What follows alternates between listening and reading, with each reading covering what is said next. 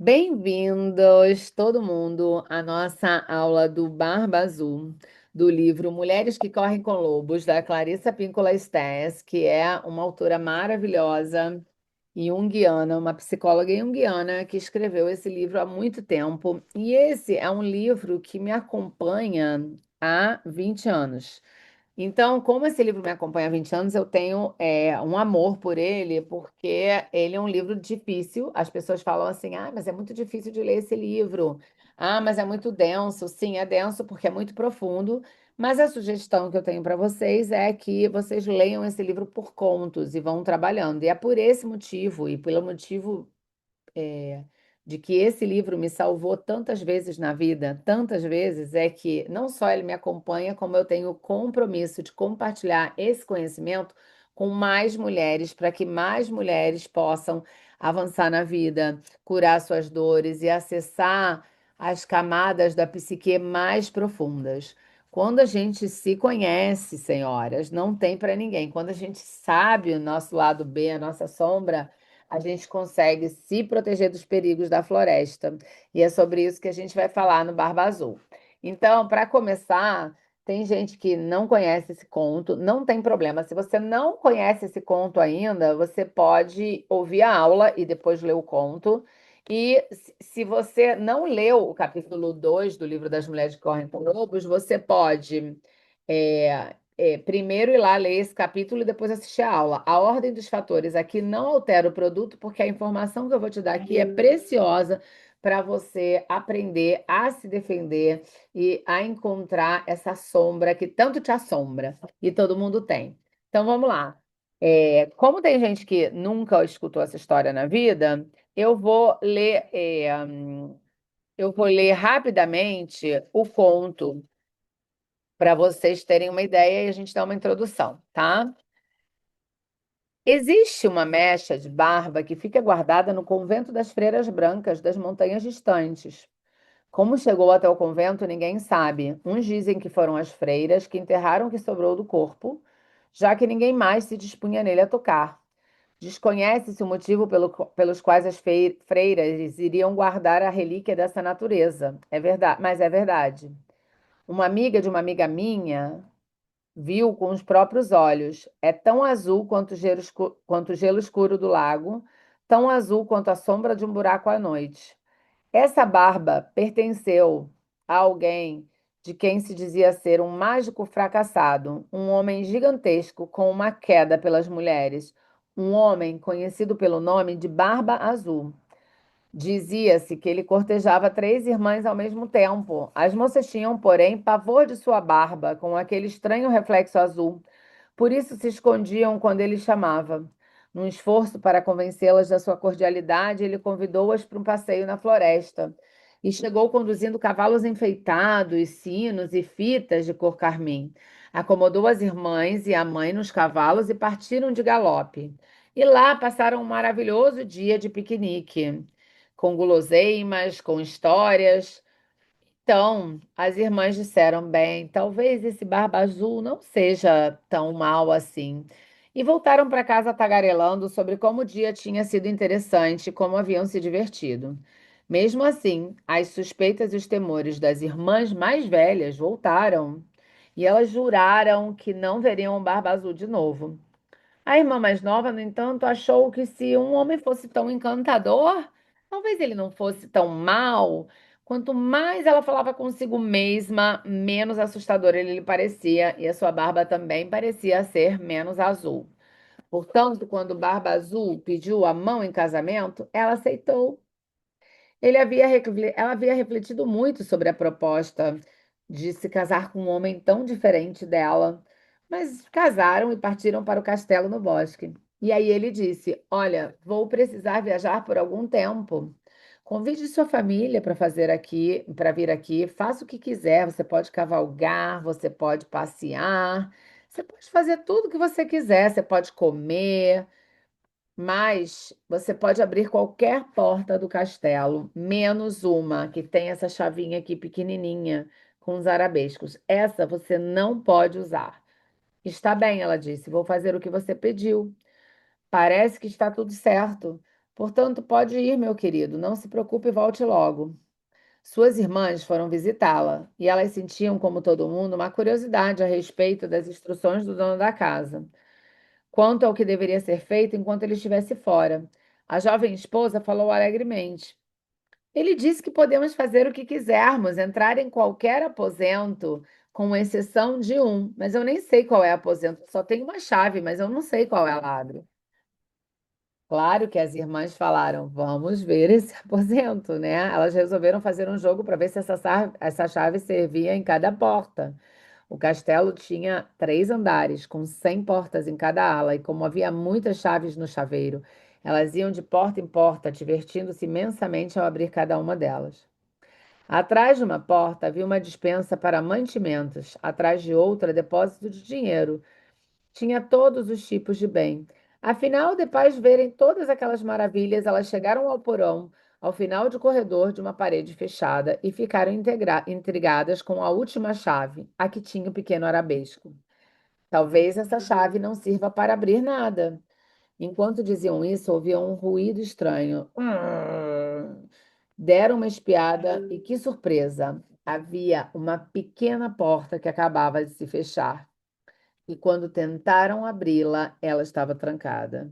Irmã, irmã, traga essa chave, disse uma delas. Sem dúvida, essa é a porta daquela chavinha misteriosa. Sem pestanejar, uma das irmãs pôs a chave na fechadura e girou. O trinco rangeu, a porta abriu-se e lá dentro estava tão escuro que nada se via. Irmã, irmã, traga uma vela. Uma vela foi acesa e mantida no alto um pouco para dentro do aposento, e as 3 mulheres gritaram ao mesmo tempo, porque no quarto havia uma enorme poça de sangue. Os ossos humanos enegrecidos estavam jogados por toda parte, e crânios estavam empilhados nos cantos como pirâmides de maçãs. Elas fecharam a porta com violência, arrancaram a chave da fechadura, se apoiaram e disseram: Meu Deus, meu Deus! A esposa olhou para a chave e viu que a chave estava manchada de sangue. Horrorizada, usou a saia para limpá-la, mas o sangue prevaleceu.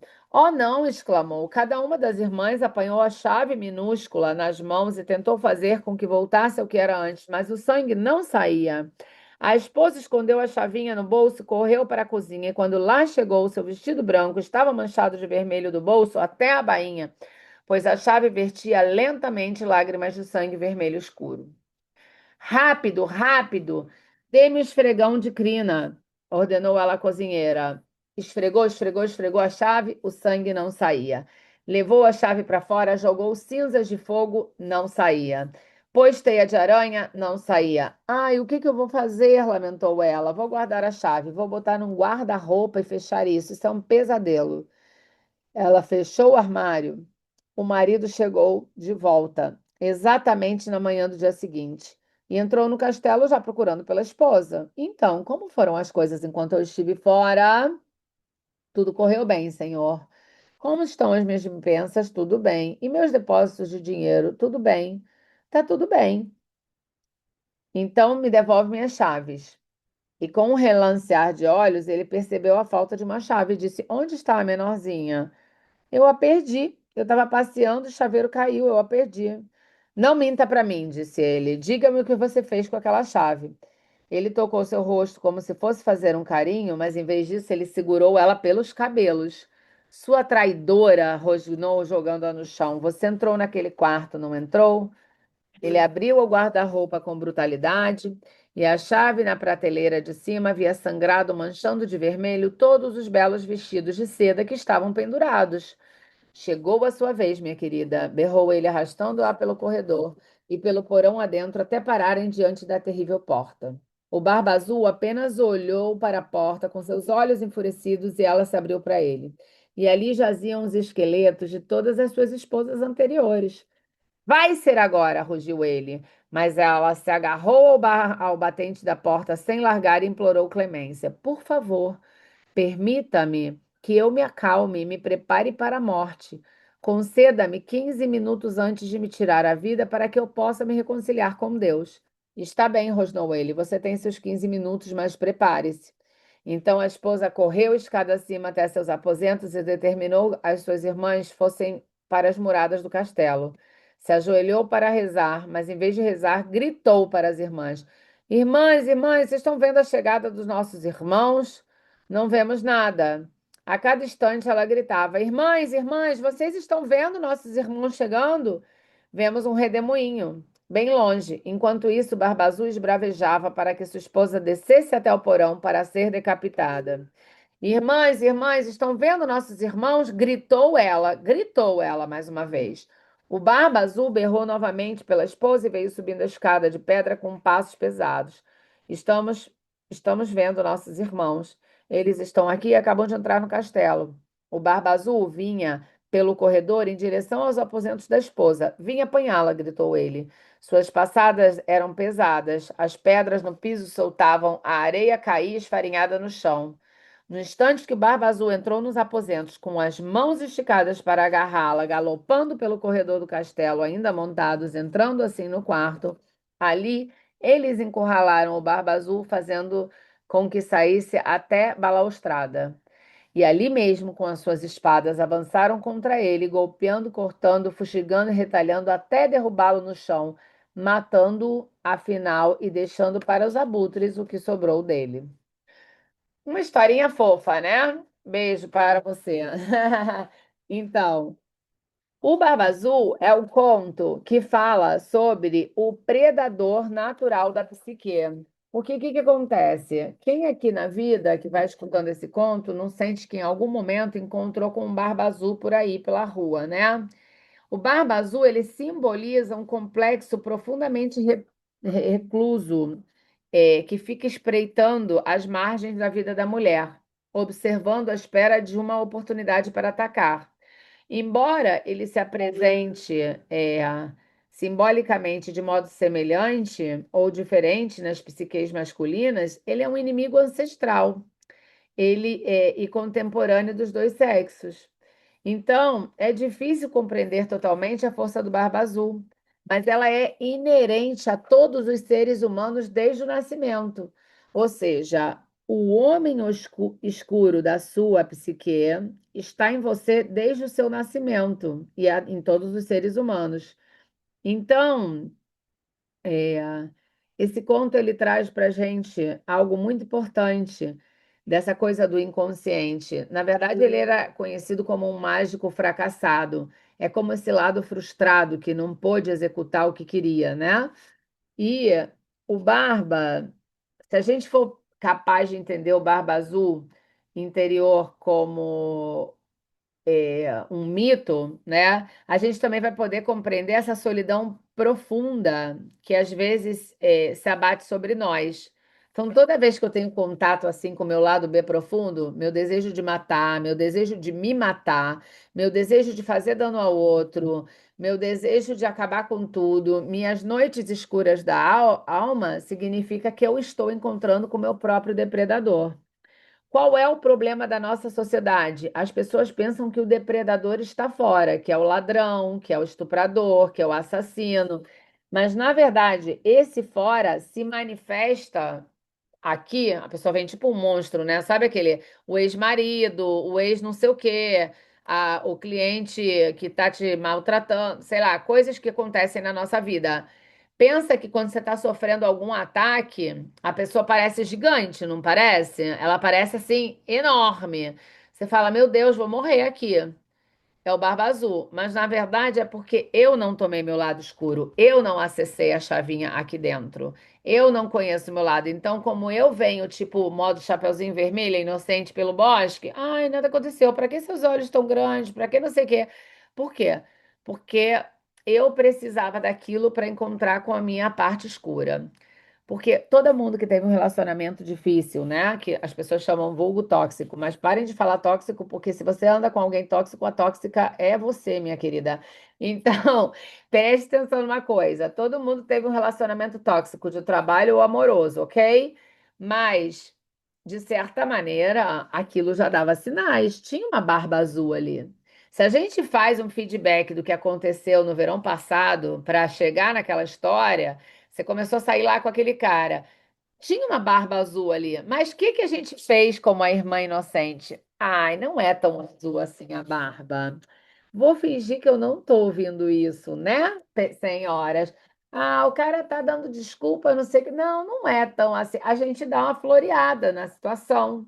Porque a gente está precisando, ou porque a gente está carente que quer aquele afeto, ou porque a gente está carente que quer aquele cliente e precisa daquele dinheiro, por exemplo. Então, podemos entender, né, que o desterrado passou a manter uma perseguição, o Barba, ele mantém uma perseguição em direção à luz dos outros. O que que acontece quando eu não olho o meu lado trash? Esse meu lado carente, esse meu lado assassino, esse meu lado difícil. Eu atraio gente que vem buscar minha luz, já reparou? Então eu atraio invejosos, eu atraio sugadores, eu atraio ladrões. O que que acontece quando eu não olho para minha sombra, como diz a Débora? Eu atraio pessoas, situações que vão mostrar isso para mim. Então, tem uma frase maravilhosa que eu quero que vocês escrevam no chat para ficar bem gravadinha na cabeça de vocês, que a aluna minha sabe isso de cor e salteado, que é: o outro sempre traz notícias minhas. Por pior que seja a situação. Inclusive as tragédias trazem notícias ali, né? Como é agora o caso do terremoto. Então, todas as criaturas precisam entender que existem predadores. Sem esse conhecimento, a mulher vai ser incapaz de entrar na floresta sem ser devorada. Você imagina que eu entro na floresta estilo Chapeuzinho Vermelho, vou ser devorada.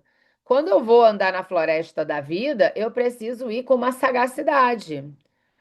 Mas o que que acontece? O Barba Azul, vulgo, narcisista, psicopata e todos esses outros nomes que a gente já escutou por aí ou já se relacionou, ele tem, ó, um faro maravilhoso para perceber que a irmã mais nova está interessada nele. Por quê? Porque, na verdade, o Barba vai procurar aquela ingênua. Pergunta se eu tô sagaz se o cara vai querer um negócio comigo. Não vai.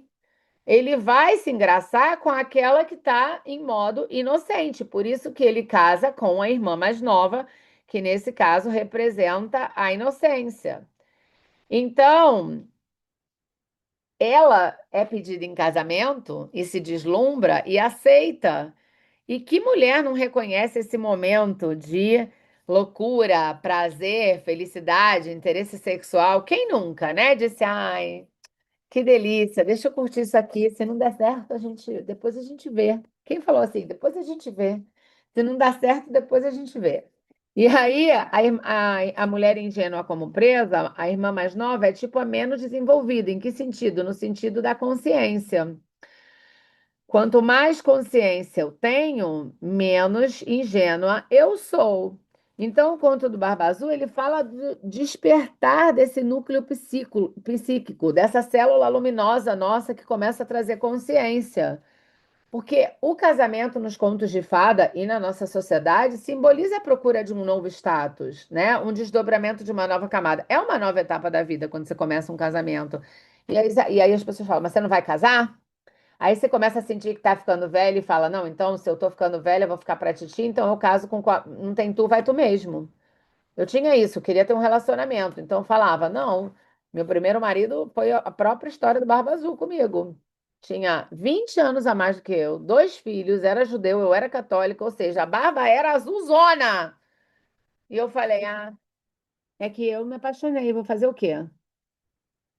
Falava assim: vou fazer o quê? Não tem outro jeito. Como se eu não visse o campo de possibilidades. Um container aqui, senhoras. Nunca é tarde para continuar vendo containers. Continuo trabalhando meus BO. Ó, então, por que que eu tenho nervoso com aquela barba azul? Porque a sua natureza selvagem já farejou a situação e sabe que o homem de barba azul é mortal, enquanto a psique ingênua descarta essa sabedoria anterior.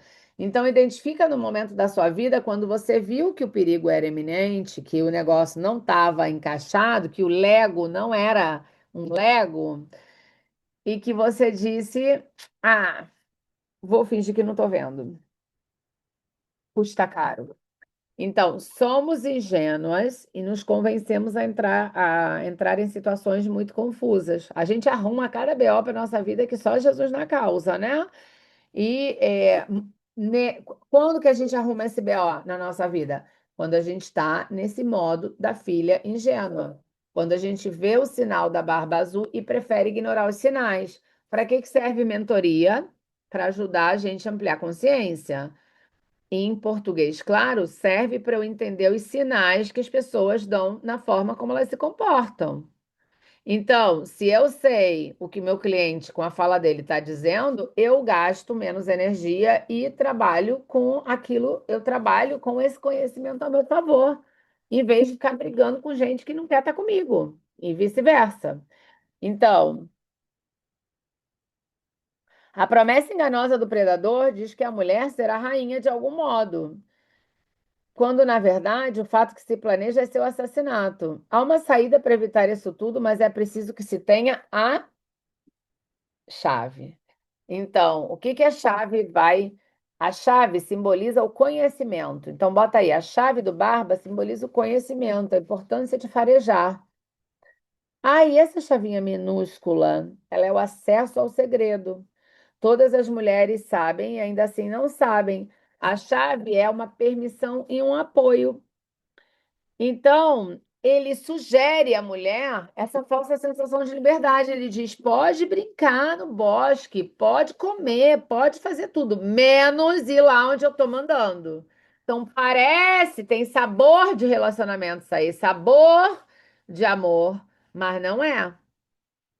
Não é. Parece, é igual aquele cara controlador, narcisista, que começa a sair com você e começa a falar: não, é preocupação, é que eu tenho ciúme, é que eu tenho preocupação. Não, é puro controle. Então, ó. A mulher ingênua concorda em permanecer na ignorância. Só que, assim como o nosso útero e a nossa vagina e o nosso clítoris sentem coisas, a curiosidade feminina é a fonte da criação. E aí, é claro, e olha que interessante aqui. No campo da psicologia, tem um livro que se chama do Bruno Bettelheim, que é Psicanálise dos Contos de Fada. É mais a visão de Freud nos contos de fada. E tem esse da Clarissa, que é Mulheres que Correm com Lobos, que é a visão de Jung nos contos de fada. Mas eles interpretam o conto do Barba Azul como uma punição psicológica pela curiosidade sexual da mulher.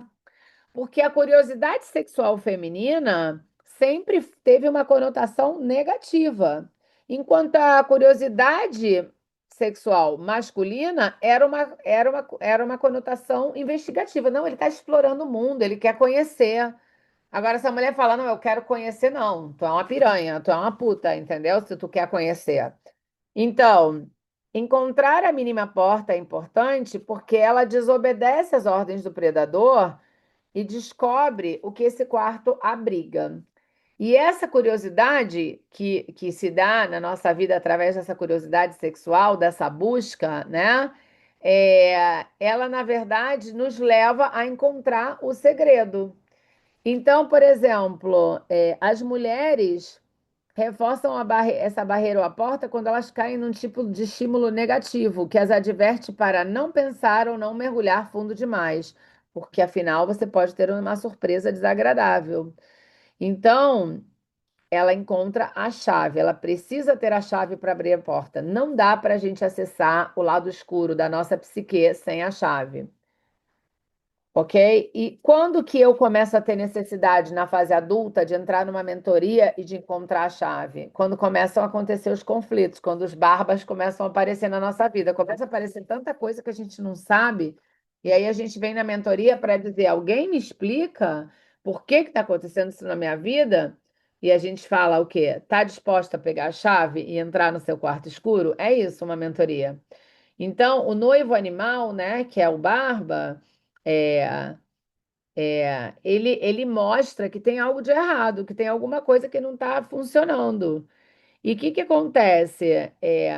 Ele simboliza o assassinato, isso é forte, hein? Dos nossos sonhos, dos nossos objetivos, das nossas esperanças mais cruciais.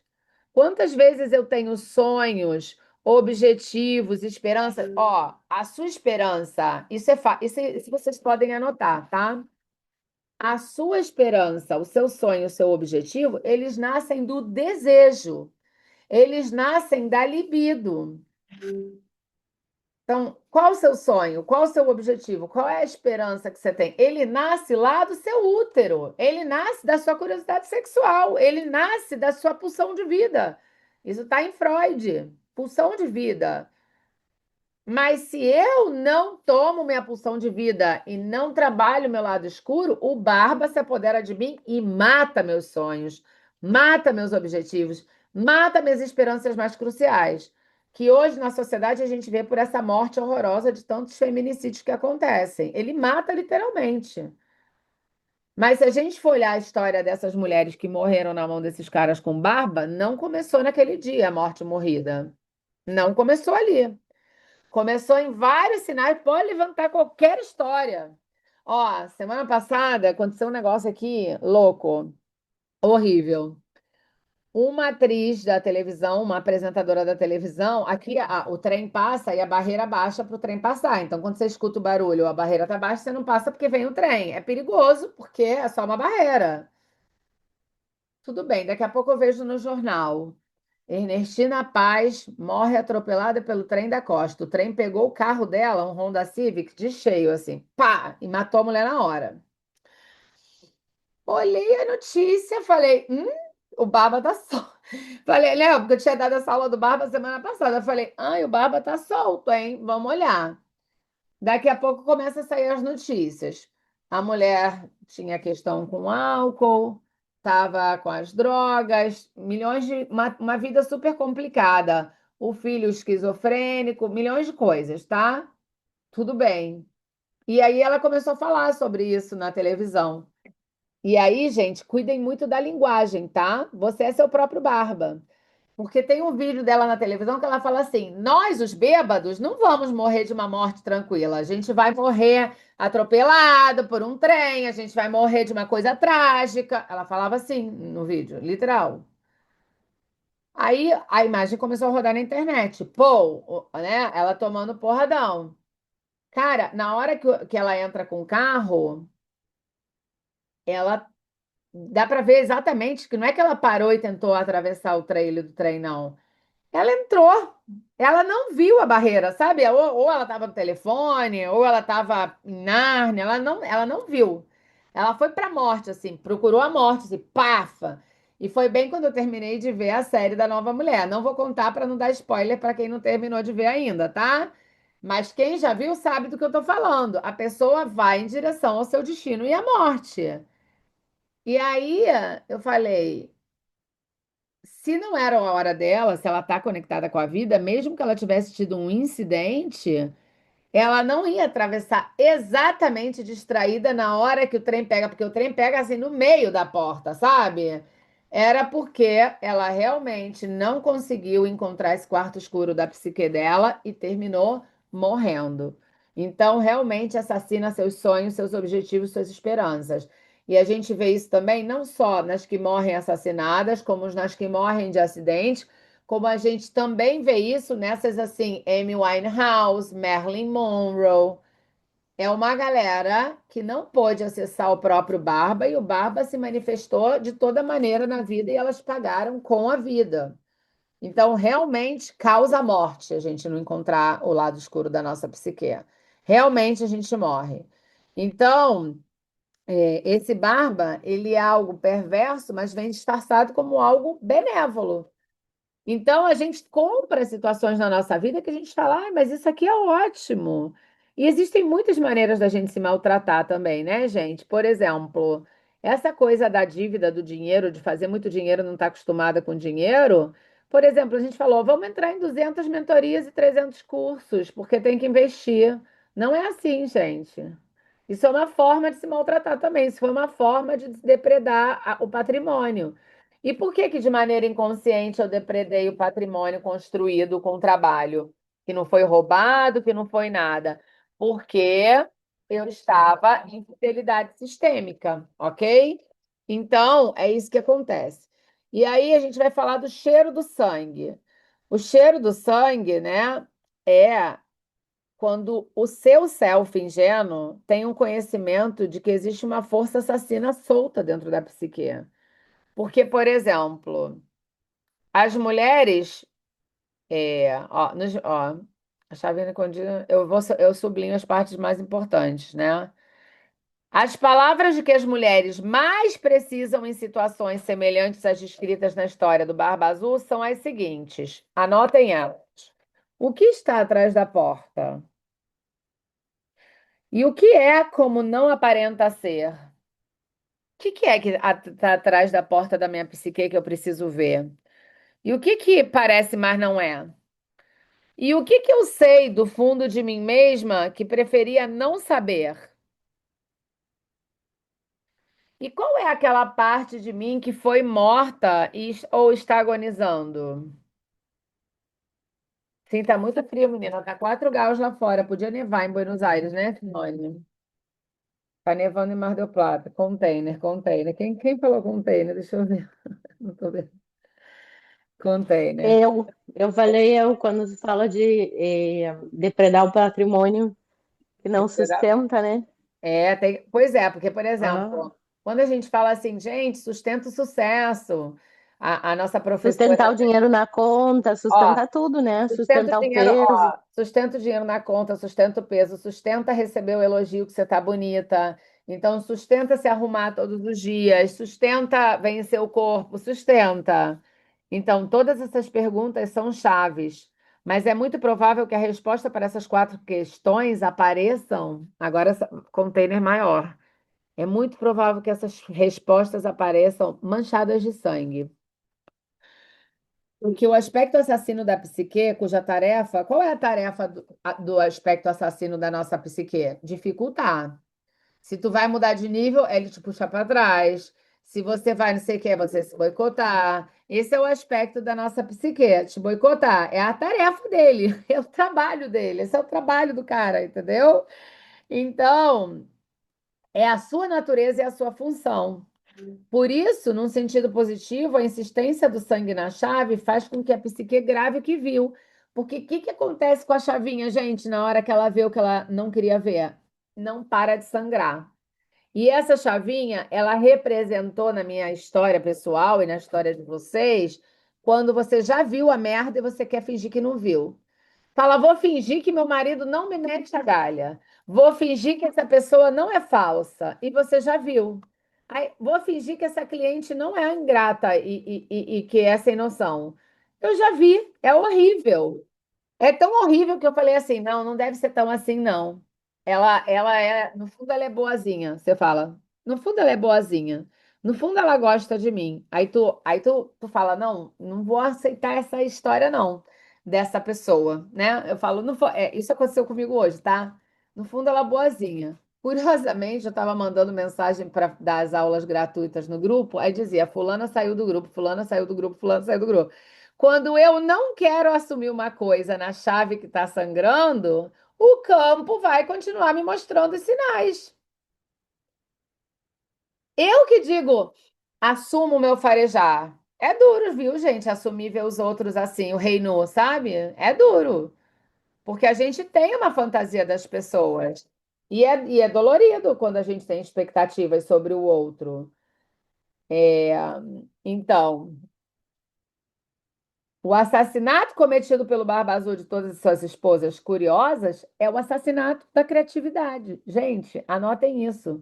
Quando o Barba me assassina, tipo, o Barba Azul matar a mulher lá, igual a gente vê no jornal, é a última instância, que ele mete a faca. Mas por que que ele mete a faca na mulher, gente? Porque ela não deu o grito a tempo. Ela não chamou os irmãos, ela não procurou ajuda. Vocês entendem? Chega num ponto, o grito, tem uma parte que é só do grito, mas o grito é: eu peço ajuda. Por que que a gente fala para vocês em mentoria? Gente, tá ruim, vem aqui pedir ajuda. E assim, eu não tenho nada contra, né? Como eu estava falando com a Maísa, a pessoa fazer um mentor, 2 mentores, a gente ama imersão, a gente faz várias. Mas a gente começa naquele deslumbramento. Outro dia, a menina saiu da nossa mentoria, não, tá na nossa mentoria e foi pagar US$ 4.000 numa mentoria de vendas. Sabe o que eu me dei conta? Ela pediu dinheiro, ela fala pra gente que não tinha dinheiro para pagar e pagava parcelado. E ela pediu US$ 4.000, 4 vezes 5, R$ 20.000, para a mãe emprestado para pagar uma mentoria de vendas. Aí eu falei, aí a gente pensando, ela come cocô, mas ela está numa mentoria, ela pode perguntar para a gente, não faz, né, sobre vendas e não sei o quê. Sabe o que que a gente percebeu? Era um homem. E se eu tenho uma construção interna de que as mulheres não são tão boas assim, eu preciso me convencer de que eu preciso pagar mais um curso e mais uma mentoria. Tá lá, endividada, o dinheiro não voltou, a situação, entendeu? Então a gente se embola, a gente inventa o BO na nossa vida. Vocês entendem? A gente se embola. Então, a chave ou as perguntas não podem ser ocultadas e esquecidas. As perguntas que a gente se faz precisam ser feitas, mas precisam ter resposta. E o trabalho mais profundo é geralmente o mais sombrio. Porque o que que a gente vai descobrir quando a gente fizer essas perguntas de verdade? Que o Barba não estava fora, que o Barba estava dentro, que quem se boicota é a gente mesmo, que o outro só faz com a gente o que a gente permite, e que a gente, de alguma maneira, atraiu essa situação para a nossa vida porque era o que a gente precisava. E aí é quando acontece um salto quântico, que é quando eu digo. Tá bem, eu tenho que assumir como eu estou me sentindo. Eu tenho que assumir que essa cliente me incomodou. Eu tenho que assumir que essa postura não foi legal. Eu tenho que assumir que eu tenho que me posicionar. E aí é quando você vê o salto quântico no profissional, porque você fala. É aí quando vem a sua cliente do Brasil e fala, Adri, eu vi você diferente nos vídeos. Que é o trabalho mais sombrio, quando eu assumo. Não vou agradar todo mundo, mas também não vou permitir que todo mundo adentre a minha casa e a minha vida. Sabe aquela música? Entrar na minha casa, entrar na minha vida. A gente fala isso para Deus. Só que o problema é que a gente faz isso com as pessoas. Eu era um livro aberto, um bocão aberto, uma mentora aberta. Como que eu quero que as pessoas paguem R$ 10.000 pelo meu conhecimento, R$ 30.000 pelo meu conhecimento e no futuro R$ 100.000 pelo meu conhecimento para eu acompanhar a empresa, se eu entrego o ouro por aí, para não falar né? É igual a pessoa que é a mesma coisa no relacionamento. Quando você entrega a dita cuja para tudo que é lugar. Não tem, perde o valor. Ah, é machismo. Não, não é. Eu digo, mas, é que eu não sou da área de relacionamentos tanto, né? Eu vou focar mais em empresa, mas é polêmico, né? O pessoal, a liberdade. Eu descobria que eu não tinha que dar para todo mundo, não era porque Jesus disse que não pode, não, entendeu? Era porque tudo posso, mas nem tudo me convém, entendeu? Porque era esse tipo de comportamento que eu tive na vida. Qual o problema? Nossa, um montão de problemas. Qual o problema de eu fazer isso? Quando você falar assim, qual o problema? Cuidado, seu adolescente tá no comando quando a pessoa falar qual o problema, né? Então, é nesse tipo de urbanização psíquica que a mulher selvagem brilha. Ela não tem. Isso é lindo, gente. Ela não tem medo. Se nada der certo, eu faço stand-up, né, gente? Porque eu faço assim. Ó, ela não tem medo da treva mais profunda, porque na realidade ela consegue ver no escuro. Eu amei isso. A gente é capaz de ver no escuro. Eu acho que pessoa que atravessa na nossa mentoria, ela sai sagaz, ela sai capaz de ler o campo, capaz de ver no escuro, capaz de escutar o guia. É esse nosso trabalho. É isso que a gente ensina as mulheres a fazer. Por quê? Porque a gente se fudeu muito na vida. Porque eu tive que sangrar muito a minha chave. Esse foi o preço que me custou. Mas hoje eu agradeço essa minha chave e trago essa consciência para outras mulheres. Ela não tem medo de ver vísceras, dejetos, podridão, fedor, sangue, ossos frios, moças moribundas e maridos assassinos. Ela tem condição de ver tudo. E ela tem condição de suportar tudo e de ajudar. E quando eu falo de ajudar, essa semana, ó, esse sábado eu constelei um abuso. Ou seja, numa cliente nossa, constelei um abuso. E eu fiquei pensando nessa coisa. As meninas, ontem a aula foi toda sobre isso, porque a gente falou sobre relacionamento a dois, da nova mulher. Eu posso até fazer essa aula só de relacionamento para vocês, porque sei que tem gente aqui que vai querer. Falando da nova mulher em relação a relacionamentos. A gente pode marcar uma aula só disso. E aí, hoje, eu tenho tanto conhecimento para trabalhar o abuso que aparece para mim as piores coisas nas aulas, nas constelações, mas eu já estou pronta para lidar com aquilo, porque eu tenho essa possibilidade de ver, suportar e ajudar. Então eu não entro em modo pena da pessoa. E quando termina a constelação, normalmente, se você não orientar o seu grupo, eles tendem a abraçar a pessoa como se ela fosse uma coitadinha. E aí a gente aprendeu com a nossa maestra que quando a pessoa termina de constelar, não é para dar abracinho. É para deixar a pessoa na sua força, porque você acabou de botar a pessoa num novo patamar. Você acessou lá o trauma da pessoa, que ela passou a vida inteira se comportando como aquela menininha que ficou com aquele. E assim, gente, tá me dando arrepio, não sei por que que eu tô falando isso aqui, mas deve ser que tá servindo para alguém. O corpo da pessoa fica congelado. Eu botei no campo a menina infantil dela, a criança dela, e ela adulta, o corpo dela de adulta ficou congelado do pescoço para baixo. Por isso que eu falo para vocês, o trauma mora no corpo e a gente precisa ter coragem de trabalhar, senão a gente fica congelada, a gente anda pela vida como se a gente fosse um cérebro ambulante. Então, os esqueletos na câmara representam, sob a ótica mais positiva, a força indestrutível do feminino. Podem me matar, mas não vão destruir meu esqueleto. Vocês entendem? Não vão destruir a memória, porque representam aquilo que nunca pode ser destruído. O feminino é indestrutível. A simbologia dos ossos nas histórias revela essencialmente que existe algo na psique que é difícil de destruir. É tipo o Viktor Frankl no campo de concentração. Ele escreve livros que ele foi prisioneiro de Auschwitz, tá? Eu fui em Auschwitz, gente, é o ó, entendeu? Eu fui lá, lá em Auschwitz visitar.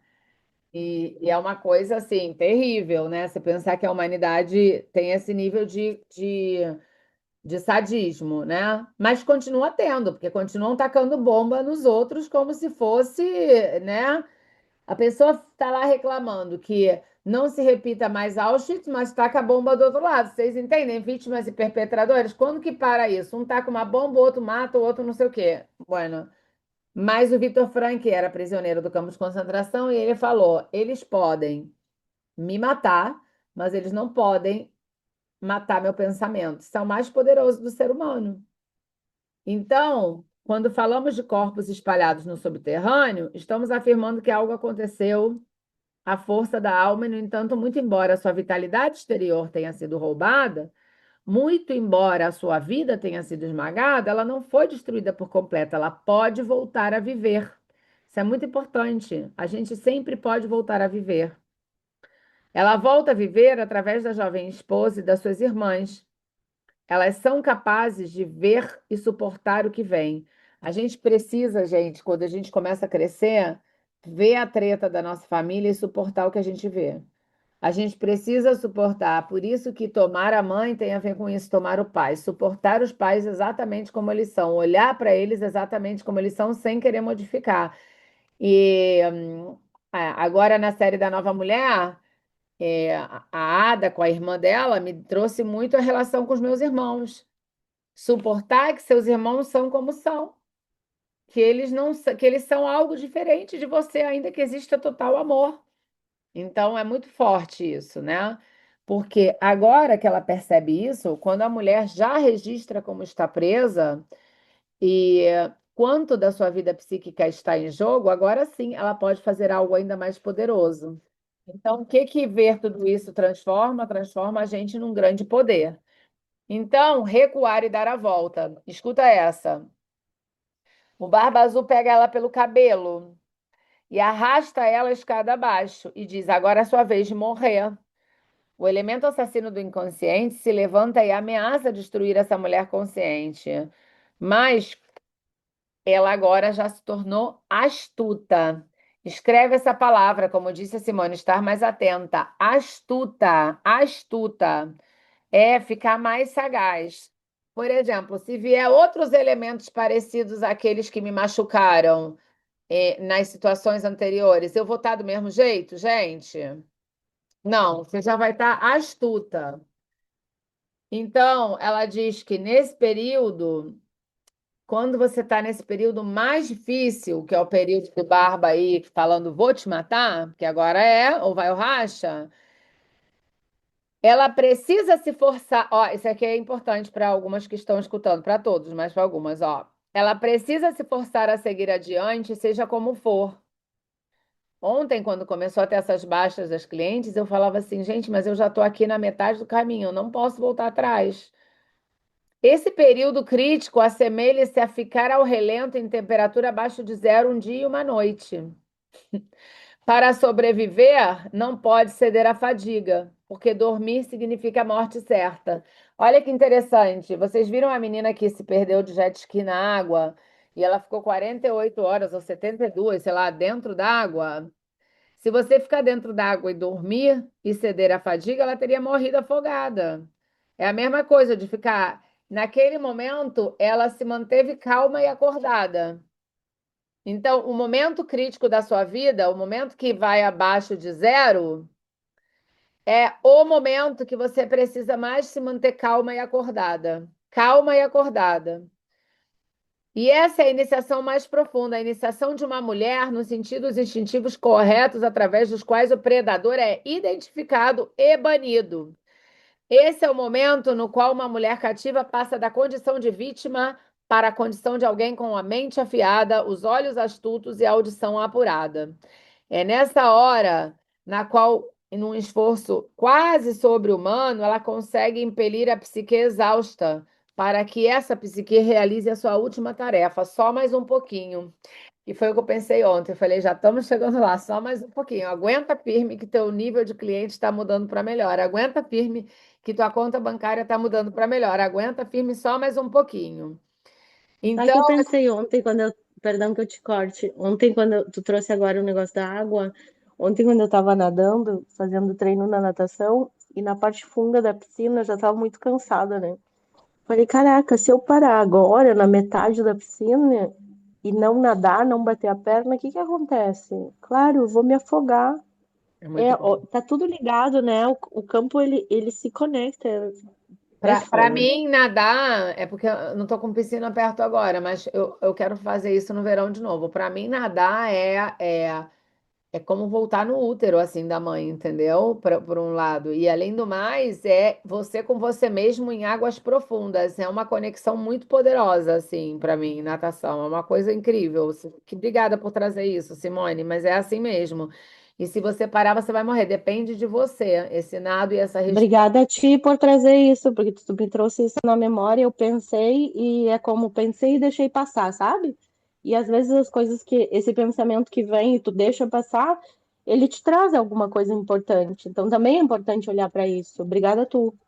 Sim.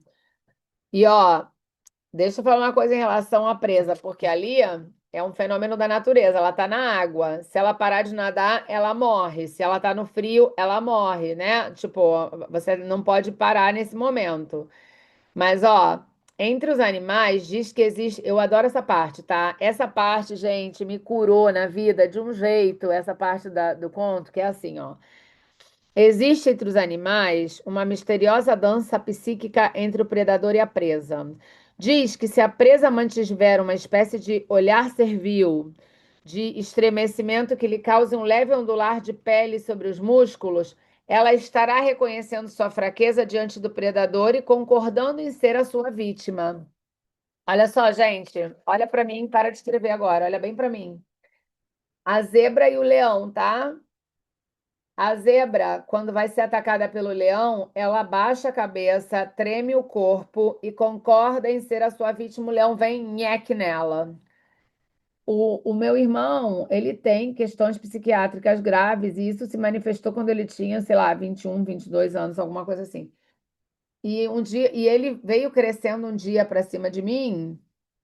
E só de eu olhar para ele e lembrar dessa postura corporal de não me colocar como presa, não de tremer no medo e de não sei o que, de me colocar à altura.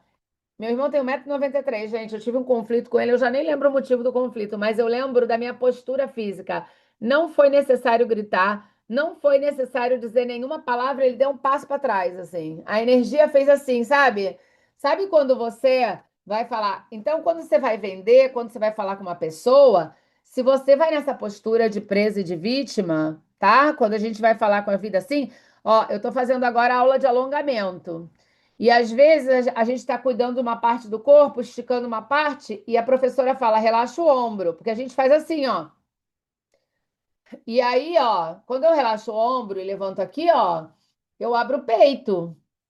Então a postura corporal importa muito, gente, em como eu tô falando com as pessoas. E aí, depois que eu entendi que eu não queria mais vibrar como uma zebra na vida, a minha vida mudou completamente. Porque a zebra concorda em ser a vítima do predador. Assim como a mulher, quando ela se comporta desse modo ingênua, é como se ela ficasse caçador, caçador, vem me caçar. E com o cliente também é assim, entendeu? Você já viu um caçador ter vontade de matar uma presa que se entrega para ele assim rápido? Não. O caçador gosta de caçar. Então, esse magnetismo, essa toda coisa, a gente poder entrar, sair dessa energia da vítima, é bom para tudo na vida. E identificar quando a gente está nessa energia, que o corpo treme, que eu abaixo a cabeça e que eu estou concordando em ser a vítima. Ok? E aí, como dar o grito? Porque quando o Barba Azul chama ela, ele chama ela para morrer. E ela diz: Você me dá 15 minutos para me reconciliar com Deus? Isso significa a força interior da mulher que sabe agir quando chega a hora de matar. Quando vem alguma coisa perigosa, eu tenho que ser inteligente. E aí ela pede licença e é inteligente. Mas você acha que ela ia conseguir matar o Barba Azul sozinha?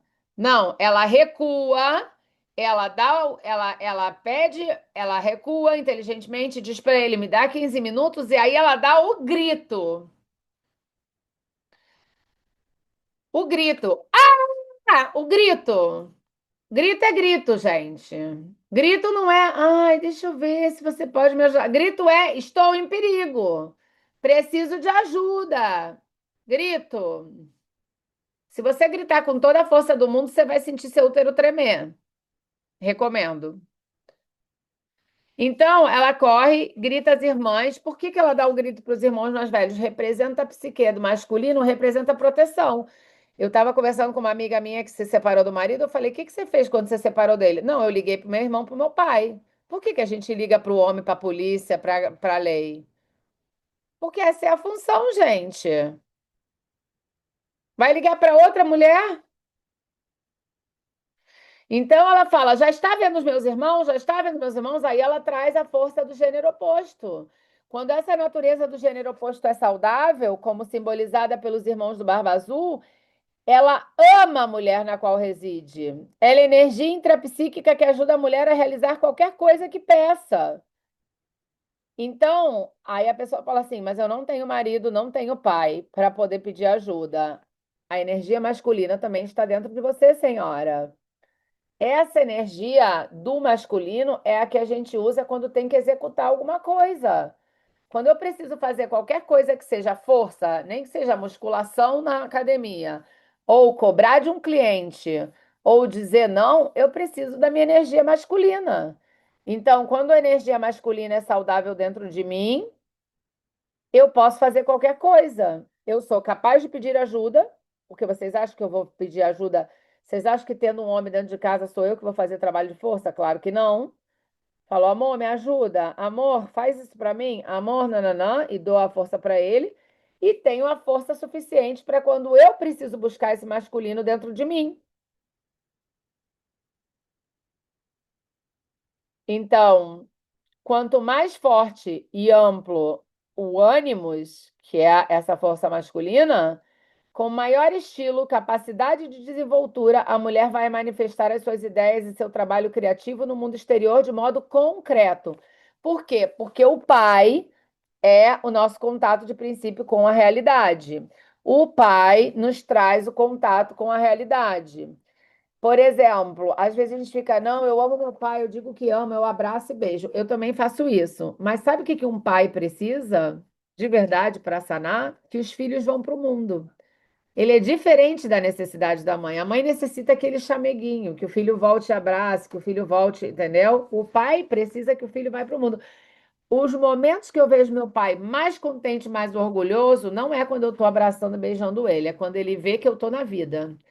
Eu vejo na cara dele que ele está realizado. Na cara dele, na fuça dele. Os irmãos representam a bênção e a força da ação. E com a sua ajuda no final, as duas coisas acontecem. A primeira consiste na neutralização da psique da mulher, e a segunda é a substituição da virgem de olhos vidrados por uma de olhos vigilantes. Você sabe que eu fui começar. Essa semana eu constelei uma pessoa e ela estava com olhos vidrados. É quando a gente olha e não vê, sabe? Tá olhando, mas não vê. É olhos vigilantes, senhoras. E aí eu tenho olhos vigilantes, mas se eu precisar, eu convoco um guerreiro de cada lado. Por isso que eu tenho que saber quem está comigo na trincheira. Por isso que cliente ruim tem que vazar da sua vida.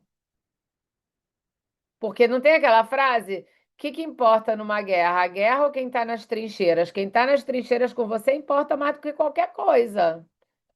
Quem tu tá botando do teu lado? Boa pergunta. Incrível, né, gente? Porque vai caindo mais ficha, gente. Eu olhei esse conto 200 vezes eu aprendo uma coisa nova. Bom, o Barba é um aspecto de uma história de cortes onde eu separo para reunir. Então, eu separo. Aqui está minha psique, aqui está minha ingênua, aqui está não sei o quê. Eu separo, mostro para vocês separadinho para reunir. É tudo uma coisa só. A gente que vai acessar isso quando precisar, por conta de ter uma consciência. Então, em vez de insultar o predador da psique, em vez de fugir do predador da psique, nós o desarmamos. Então, num exemplo simples, como eu desarmo o predador da psique em relação a esses pensamentos de não vou para academia, não vou fazer? Eu já programo, eu já deixo a roupa pronta, eu já bloqueio a agenda, eu já faço coisas para não me boicotar, porque eu sei que meu lado mais fácil é dizer não vou.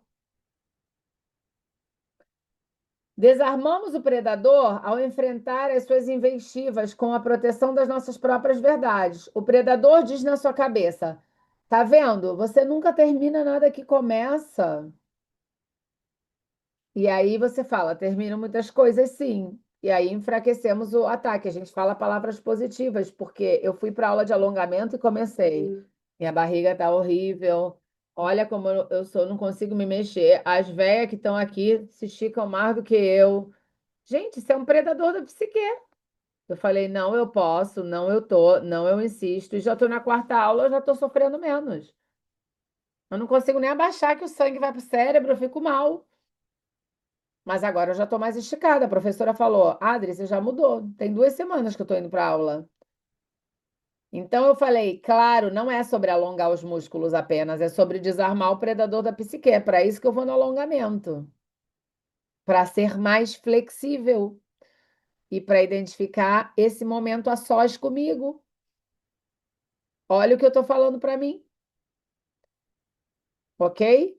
Quando nos recusamos a obsequiar o predador, a sua força se esvai e ele é incapaz de agir sem nós. Olha só, o predador só pode me matar se eu permito. Isso serve para os de fora e os de dentro. Ou eu peço ajuda, ou eu desarmo a bomba. Como é a bomba dentro de um relacionamento? Existe um caminho para que a pessoa te maltrate ou te esteja tratando como ela está te tratando. Mas eu olho para essa bomba e desarmo o circuito. Eu preciso prestar atenção aonde eu estou alimentando esse caminho. Sabe a bomba do que tem que desarmar? É sobre isso. Então, nossa, é muito grande o desconto. Os sonhos, olha, que lindo. Deixa eu ver o que eu falo para vocês além disso. Ó, os sonhos, né, são portais, são entradas, preparações e ensaios para o próximo passo de consciência da mulher. Quem aqui sonha coisas horrorosas? Vocês sabem que quando eu me separei do meu primeiro marido, eu tinha uns pesadelos que eu sonhava que o carro andava e as rodas do carro derretiam, entendeu? E que vinha uma enchente e me levava. Tudo muito trágico, como é meu pensamento. Mas assim, os sonhos são portais desse processo de individuação. Além disso, o sonho dessa natureza afirma que a vida da mulher precisa mudar. Afirma que a vida da mulher ficou enredada em algum hiato, relacionado a alguma escolha difícil, que ela reluta em dar o passo seguinte e concluir o percurso seguinte. O que que ela está evitando? Ela está evitando atravessar a sua própria força das mãos do predador, que ela não está acostumada a ser, agir, lutar a todo vapor, sem reservas. Quando eu não encontro com o meu predador, quando eu não vou tomar um cafezinho com meu barba azul, a vida vai me engolir. E vai aparecer nos sonhos esses pesadelos horrorosos. Entendeu? Quando aparece um pesadelo na minha vida, significa que eu estou precisando dar um passo em alguma coisa ou olhar para uma coisa. Há um ditado que diz que a cultura cura. Eu também concordo. Então, numa cultura dominada pelo predador, toda nova vida que precisa nascer, bem como toda vida velha que precisa partir, é incapaz de se movimentar, e a vida espiritual dos seus cidadãos sofre um congelamento, tanto pelo medo quanto pela inanição espiritual. Gente, quando a nossa vida está congelada, é preciso entrar em contato com a origem, sempre, para a gente poder encontrar isso. Porque muitas vezes a vida criativa ela é retardada ou ela é interrompida, porque alguma parte de nós tem uma opinião muito desfavorável. Nós estamos ali rastejando aos seus pés em vez de dar um golpe na cabeça dela e sair correndo livres. Tem hora que tudo que na vida precisa é um golpe. Ó, você quer ver essa coisa de separação? As mulheres que me procuram porque estão se separando. E eu já vivi essa experiência, né? Que eu não recomendo para ninguém, mas às vezes, né, toca no nosso destino. A pessoa fica, não, porque eu vou fazer amigável, não, porque eu vou esperar para ficar bom, não sei o quê. Tem hora, gente, que a única coisa que a gente vai precisar naquele momento do corte é igual o corte do cordão umbilical.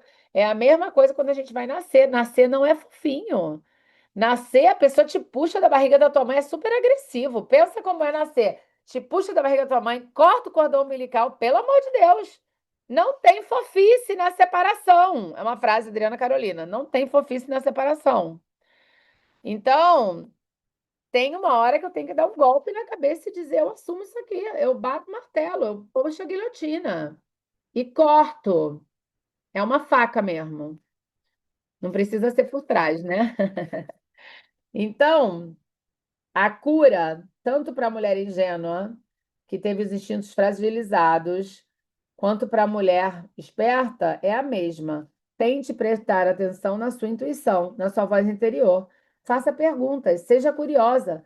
Veja o que estiver vendo e ouça o que estiver ouvindo. Então, haja com base no que sabe ser verdade. A mulher selvagem ensina às mulheres quando não se deve ser boazinha, no que diz respeito à proteção da expressão da sua alma. Quando a expressão da alma está sendo ameaçada, não é só aceitável fixar um limite e ser fiel a ele. É imprescindível. Limites, gente. Limites. E quando a vida da mulher age assim, não poderá haver intromissões em sua vida por muito tempo, pois ela reconhece logo o que está errado e tem condições de empurrar o predador de volta ao seu devido lugar. Ela já não é mais ingênua. Ela já não é mais uma meta ou um alvo. E é esse o antídoto mágico que, afinal, faz com que a chave pare de sangrar. Escuta isso. A nossa chave sangrou por tantos anos, mas quando eu não sou mais ingênua, quando eu reconheço que está errado e eu tenho condições de empurrar o predador de volta ao seu devido lugar, que ele não vai morrer, não, tá? Fica aí, predador, fica aí, mas é esse o antídoto mágico que faz com que a chave pare de sangrar. Ai, senhoras, 10 minutinhos para perguntas. Tremendo, hein? Quem aí fica. É uma chuva de container, não é não, gente? Isso.